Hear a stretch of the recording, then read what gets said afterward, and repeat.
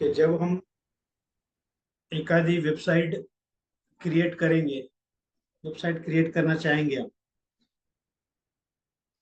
तो उसके बहुत सारे कंपोनेंट्स आर अवेलेबल्स। तो मेनली जो देखे थे हमने, उसमें एक वन इम्पोर्टंट कंपोनेंट्स था। ते कंपोनेंट्स है डिजाइन। ठीक है, डिजाइन ये कंपोनेंट इम्पोर्टेंट वन है फॉर वेबसाइट्स के लिए। Without designing components we can't create any kind of websites. तर त्या वेबसाइट्सला क्रिएट करण्यासाठी किंवा डिझाईन करण्यासाठी we required some technologies we required some technologies like HTML, CSS and JavaScript. ठीक है, HTML, CSS, JavaScript. These are the languages, these are the programming languages. आणि ज्या वेळेस आपण प्रोग्रामिंग लँग्वेज बद्दल आपण सांगणार किंवा आपण बघणार, तर त्यामध्ये आपल्याला इम्पॉर्टंट वन थिंग्स हे आहे की त्या प्रोग्रामिंग लँग्वेजला राईट करण्यासाठी किंवा लिहिण्यासाठी we required some mechanism. These mechanism are called as editors. ठीक आहे, आपल्याला माहित आहे की एखादा आपण जे काही आपण यूज करणार, म्हणजे आपण सी लँग्वेज यूज करणार, सी लँग्वेजचा कोड लिहिणार किंवा C++ लँग्वेजचा कोड लिहिणार किंवा जावाचा कोड लिहिणार किंवा हम अगर माइक्रोसॉफ्ट वर्ड लिखेंगे, माइक्रोसॉफ्ट एक्सेल लिखेंगे, पावर पॉइंट लिखेंगे, एक्सेस लिखेंगे, तो ये सारे चीजों को लिखने के लिए वी रिक्वायर्ड सम एडिटर्स. म्हणजे without editors we can't write any programming language or anything. जैसा कि हर वक्त एग्जांपल्स बोलता मैं कि हम जब स्कूल में या कॉलेज के अंदर जब हम कोई क्लास करते या फिर हम एक आधी क्लास करेंगे, तो क्लास करते करते हमको अगर राइटिंग नोट्स अगर लिखना है, देन वी रिक्वायर्ड एडिटर्स. त्यावेळेस एडिटर्स कोण होणार? ते रजिस्टर्स. जे जे काय आपल्याकडे रजिस्टर किंवा नोटबुक असणार, त्याला आपण त्यावेळेस एडिटर्स म्हणणार. बट जेव्हा एखादी प्रोग्रामिंग लँग्वेज आपण यूज करणार किंवा आपण लिहिणार, ती प्रोग्रामिंग लँग्वेज लिहिण्यासाठी अपने पास वी रिक्वायर्ड एडिटर्स. तर ज्या वेळेस आपण वेबसाईट क्रिएट करणार, तर वेबसाईट क्रिएट करण्यासाठी आपल्याला जे टूल्स आर अवेलेबल, जे प्रोग्रामिंग लँग्वेजेस अवेलेबल किंवा लँग्वेजेस आर अवेलेबल, त्या लँग्वेजला लिहिण्यासाठी आपल्याला एडिटर्स पाहिजे. तर बेसिक एडिटर्स जे आपल्या कम्प्युटरमध्ये नेहमी असते फॉर वेबसाईट क्रिएशनसाठी किंवा HTML लिहिण्यासाठी किंवा जावास्क्रिप्ट लिहिण्यासाठी किंवा CSS लिहिण्यासाठी, ते बेसिक जे एडिटर आहे ते आहे नोटपॅड. ठीक आहे, ज्यावेळेस आपण ऑपरेटिंग सिस्टीम इन्स्टॉल करणार, त्यावेळेस ते ऑटोमॅटिकली इनबिल्ड असणार ते नोटपॅड. ऑपरेटिंग सिस्टीम म्हणजे आपण विंडोज ऑपरेटिंग सिस्टीम किंवा विंडोज 10, विंडोज 7, विंडोज 8 हे ऑपरेटिंग सिस्टीम आपल्या कम्प्युटरमध्ये जेव्हा आपण इन्स्टॉल करणार, त्यावेळेस ते ऑटोमॅटिकली नोटपॅड येणार. ठीक आहे, notepad is the basic term, notepad is the basic editors for creating web pages और वेबसाइट्स. ठीक है, ये सबसे बेसिक है. इसका advance version notepad plus plus. उस और देखना है सबलाइन टेक्स्ट, सबलाइन, ब्रैकेट्स एंड और कौन सा है? विजुअल है ना sir? Visual, visual code studio. Visual code studio. ठीक है, तो जो वेब डेवलपर है या फिर कोई वेब प्रोग्रामर है या कोई वेब डेवलपमेंट पे अगर कोई वर्क करता होगा, तो वो लोग सिंपली इस टाइप का एक आधा कोई ना कोई इसमें से एडिटर्स यूज करेंगे. इनमें से कोई ब्रैकेट्स यूज कर सकता है, कोई सबलाइन यूज कर सकता है, कोई नोटपैड प्लस प्लस यूज कर सकता है और कोई विजुअल स्टूडियो कोड यूज कर सकता है. ठीक है, विजुअल स्टूडियो कोड कोई ना कोई यूज कर सकता है. अब बेसिक टर्म्स के हिसाब से अगर देखेंगे, तो we know very well about Notepad, but it is too basics, बहुत बेसिक से हो. ठीक है, उसके अंदर हमको सारा का सारा ये लिखना पड़ेगा, हमको कोड लिखते बैठना पड़ेगा, हमको हर एक कोड के बारे में, उसका हर एक टैग के बारे में लिखना पड़ेगा. तो ये बहुत बेसिक आहे. आणि आपण जे प्रॅक्टिस केली होती आपण कॉलेजमध्ये किंवा प्रॅक्टिकलमध्ये, ते आपण नोटपॅड किंवा नोटपॅड प्लस प्लस मध्ये आपण केली होती. ठीक आहे. तर आता आता नोटपॅड आपल्याला माहित आहे, नोटपॅड कशा प्रकारे आपण यूज करणार किंवा नोटपैड मध्ये अपन काय करणार हे आपल्याला माहित है. ये हमको अच्छे से पता है नोटपैड में किस टाइप में फाइल क्रिएट करेंगे, नोटपैड के अंदर फाइल क्रिएट करने के बाद क्या करेंगे. But each and every time हमको क्या करना पड़ेगा, उस फाइल को क्रिएट करो, फाइल को सेव करो, रन करो. तो थोड़ा नोटपैड टिपिकल जाएगा. तो थोड़ा सा ऍडव्हान्स वर्जन ऑफ एडिटर्स जेव्हा आपल्याला बघायचं आहे, तो ऍडव्हान्स वर्जन ऑफ बहुत सारे हैं. सबलाइन है, ब्रैकेट्स है, but now we are using VS code. उसको वीएस कोड भी बोलते हैं हम. ठीक है, हम उसको वीएस कोड भी बोलेंगे. तो वीएस कोड यूज करने के लिए उसको फर्स्ट ऑफ ऑल डाउनलोड करना पड़ेगा हम वीएस कोड. ठीक है, वीएस कोडला अगोदर डाउनलोड करावं लागणार.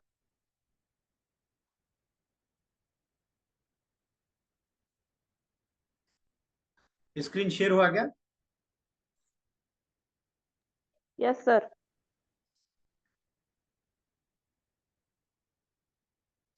ठीक है, तो वीएस कोड शेयर करने के लिए, वीएस कोड क्या है, ये माइक्रोसॉफ्ट का एक आईडीई है. ठीक है, ये एक माइक्रोसॉफ्ट का आईडीई है. वीएस कोड भी बोलते हैं उसको, और उसको बोलते हैं अपन विजुअल स्टूडियो कोड. ये माइक्रोसॉफ्ट ने क्या किया हुआ, आईडी दिया हुआ है, और ये बहुत अच्छा है. आई थिंक बहुत सारे स्टूडेंट्स ने इसको यूज भी किया हुआ है. साइमा ने, संस्कृति ने इसको यूज किया हुआ है. एनीवन और किसी ने यूज किया?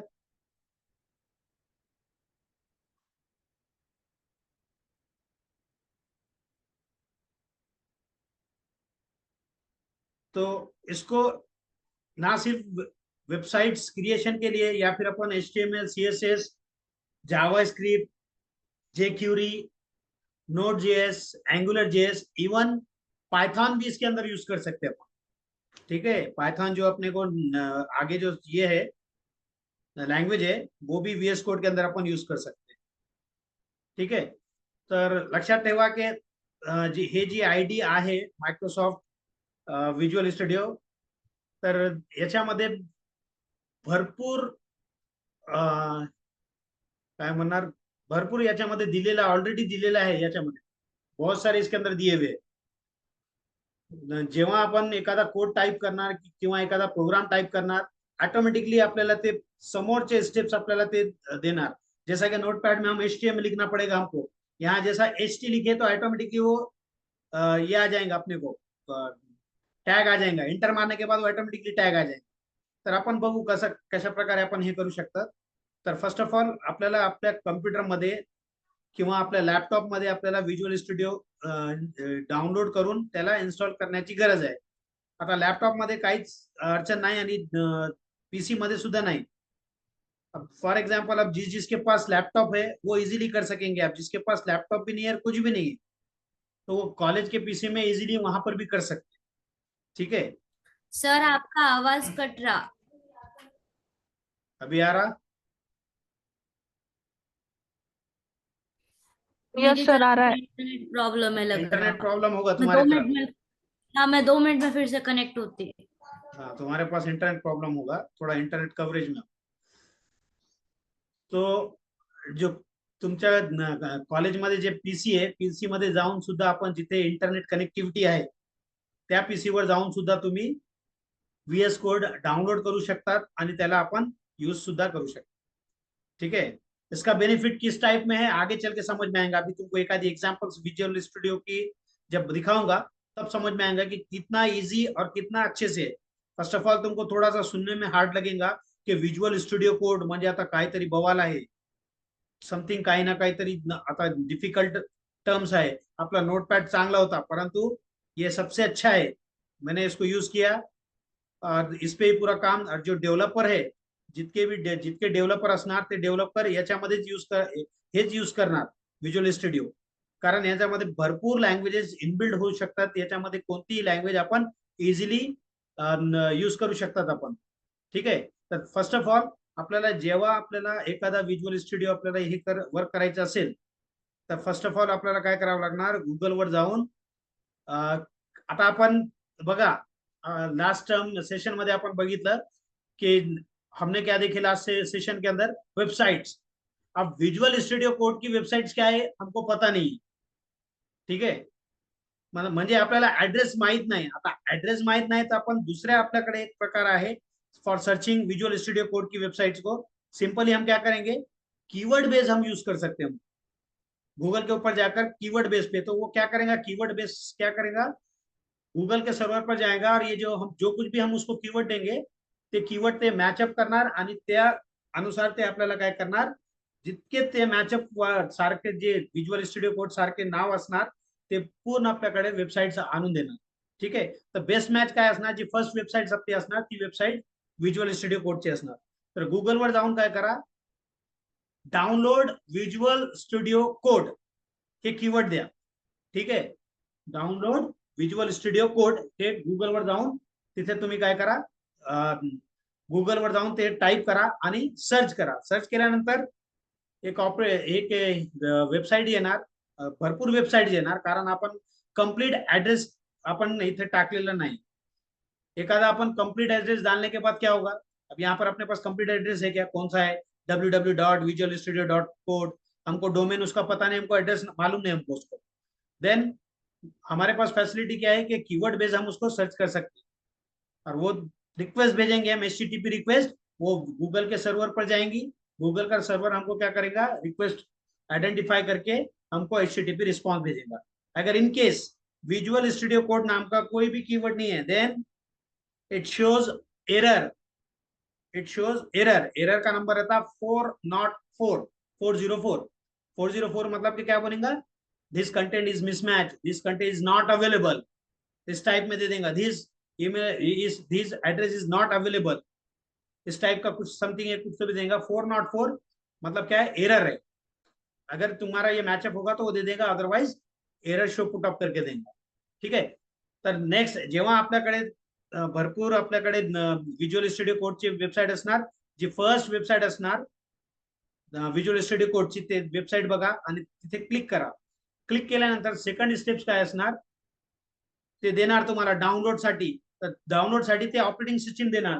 कोणकोणती ऑपरेटिंग सिस्टीम देणार, जे ऑपरेटिंग सिस्टीम आहे, for example Windows operating system देणार, किंवा for example Mac operating system देणार, किंवा लायनेक्स ऑपरेटिंग सिस्टीम देणार. जे तुमच्या पीसी मध्ये किंवा जे तुमच्या लॅपटॉप मध्ये जे ऑपरेटिंग सिस्टम इंस्टॉल आहे त्यानुसार त्याला क्लिक करा. म्हणजे 3 डिफरेंट तुमको क्या करेगा, वो अलग अलग ऑपरेटिंग सिस्टम के हिसाब से देगा. ठीक है.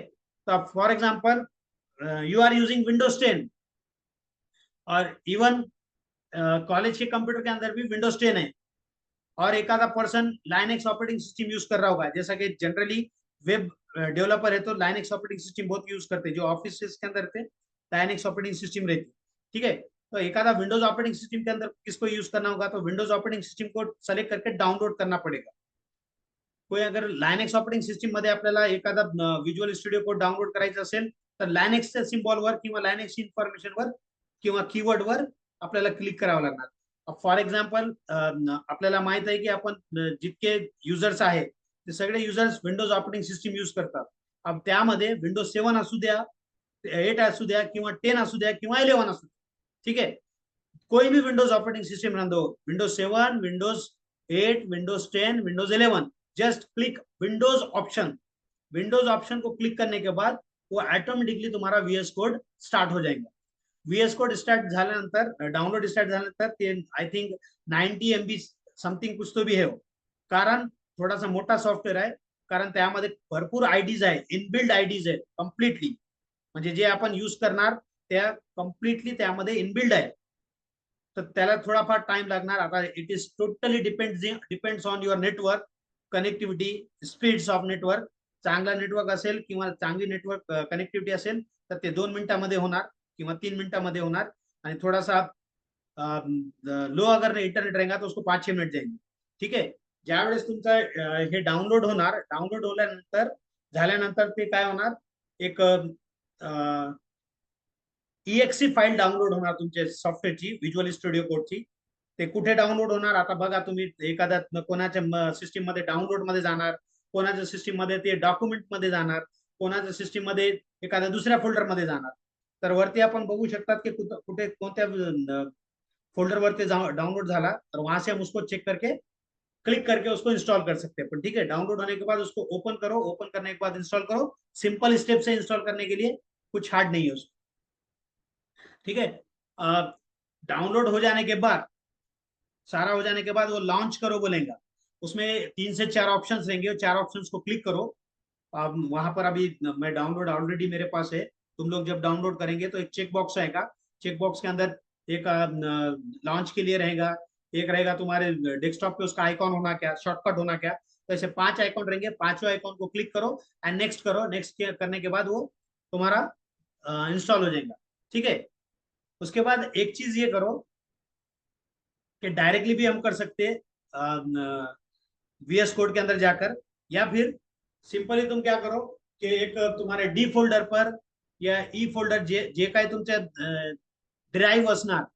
आता सी ड्राईव्ह मध्ये काहीही यूज करू नका, कारण सी ड्राईव्ह आता कशासाठी असतात, ते कॉन्फिगरेशन फाईल साठी असतात. म्हणजे जे आपण सॉफ्टवेअर इन्स्टॉल करणार ते ऑटोमॅटिकली सी ड्राईव्ह वर जाणार. म्हणजे जिथे आपली ऑपरेटिंग सिस्टीम है तिथे ऑटोमॅटिकली सॉफ्टवेयर सुद्धा तिथेच इंस्टॉल होणार. ठीक है. तो सी के अंदर कोई भी एक फोल्डर क्रिएट मत करो, डी के अंदर करो, ई के अंदर करो, या फिर कोई भी एक फोल्डर क्रिएट करो कहीं पे भी. आपको फोल्डर किस लिए आगे तुमको बताता हूं मैं. ठीक है. जैसा कि फॉर एग्जांपल